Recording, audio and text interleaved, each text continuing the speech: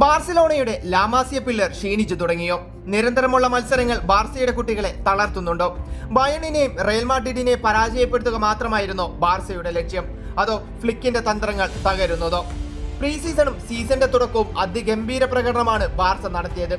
ആദ്യ 10 മത്സരങ്ങളിൽ 9 വിജയം സ്വന്തമാക്കിയ ബാർസ ഒരു കളി മാത്രമാണ് പരാജയപ്പെട്ടത്.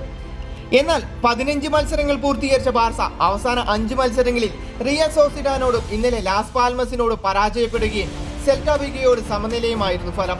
അവസാന 5 മത്സരങ്ങളിൽ ബാർസയ്ക്ക് നേടാനായത് വെറും 7 പോയിന്റുകൾ മാത്രമാണ്. ലാലിഗയിലെ അവസാന 3 മത്സരങ്ങളിൽ ഒന്നുപോലും വിജയിക്കാനായില്ല. 2 തോൽവിയും ഒരു സമനിലയും. ലാലിഗയിലെ ആദ്യ 10 മത്സരങ്ങളിൽ ബാർസയ്ക്ക് എതിരാളികൾ ഉണ്ടായിരുന്നില്ല. ബദ്ധവൈരികളായ റയലുമായി പോയിന്റിൽ വലിയ വ്യത്യാസമായിരുന്നു ഉണ്ടായിരുന്നത്. എന്നാൽ നിലവിൽ 15 മത്സരങ്ങളിൽ 34 പോയിന്റാണ് ബാർസയ്ക്ക്. അതേ മത്സരം കളിച്ച അത്ലറ്റിക്കോയുമായി 2 പോയിന്റിന്റെ വ്യത്യാസം. എന്നാൽ 2 മത്സരങ്ങൾ കുറവ് കളിച്ച റയലിന് 30 പോയിന്റുകളുണ്ട്. കുത്തനെ ഉയർന്ന ബാർസയുടെ ഗ്രാഫ് കുത്തനെ താഴുകയാണോ എന്ന സംശയം. കഴിഞ്ഞ സീസണിൽ സാവിയെ പുറത്താക്കിയ ബാർസ ഫ്ലിക്കിനെ എത്തിക്കുമ്പോൾ വലിയ പ്രതീക്ഷകളൊന്നും തന്നെ ബാർസ ആരാധകർക്കുണ്ടായിരുന്നില്ല. എന്നാൽ സീസണിൽ സ്വപ്നതുല്യമായ തുടക്കം കുറിച്ച ഫ്ലിക്കിന് ബാർസയുടെ പ്രതീക്ഷകൾ വാനോളം ഉയർത്തി. ബാർസ എതിർ പോസ്റ്റുകളിൽ ഗോളുകൾ കൊണ്ട് നിറയ്ക്കുമ്പോൾ സ്വന്തം പോസ്റ്റ് കെട്ടി സുരക്ഷിതമാക്കിയിരുന്നു. എന്നാൽ അതിപ്പോൾ തകർന്നു തുടങ്ങിയിരിക്കുന്നു.